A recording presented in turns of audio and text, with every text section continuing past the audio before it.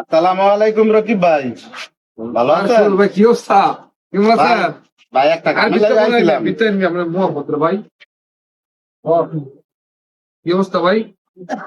ভাই একটা সব বিষয়ে যে আপনার লগে পরামর্শ করি, মানে ভোলার আইতাছে বিদেশের তেনে, বুঝছেন? মানে কি বাড়ি করবো না বিয়ে করামু না আবার বিদেশ পাঠামু, মানে বাতি যায় আমার লোক বুঝে লাগছে আগুই। আপনি কি কন বাতি যার লোক? আমি যে তোর ফিরি, আমরা তো ছোট বল ফিরি মি বাতি যার লোক আমি আমার তো বেশি ফিরি। এর লেগে তো আপনার আমার কাছে ফোন আইছি। দিছে যে কাকা অনেক কি কন না পাইতে বুঝে থাকা ফাউন্ডেশন দিয়া করতাম ফাউন্ডেশন দিয়ে করতুল্লা বড়া খাওয়া বড়া মালয়েশিয়া বড়া তুই কয়টা বেতন এবার না তুই সব তুই 3 লাখ টাকা বেতন কামাস, 50টা খরচ আছে।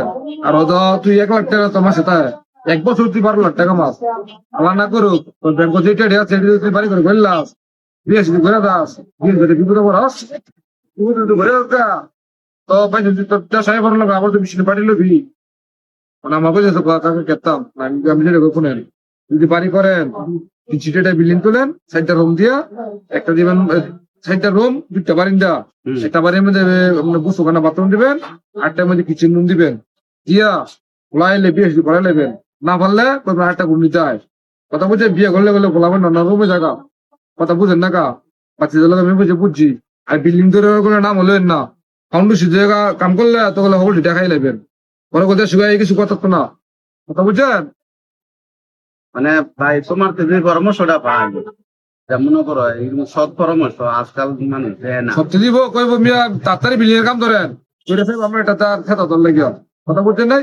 বিল্ডিং তুললে খালি হইতো না, খালি বিল্ডিং খালি ওই ইটার রড সিমেন্ট খালি বিল্ডিং হয়ে থাকে না, একটা ঘরের দরদার ফ্লোরের রং মিস্ত্রি টাইল মিস্ত্রি বহুটা করে অন্য লাগে, কথা বুঝছেন?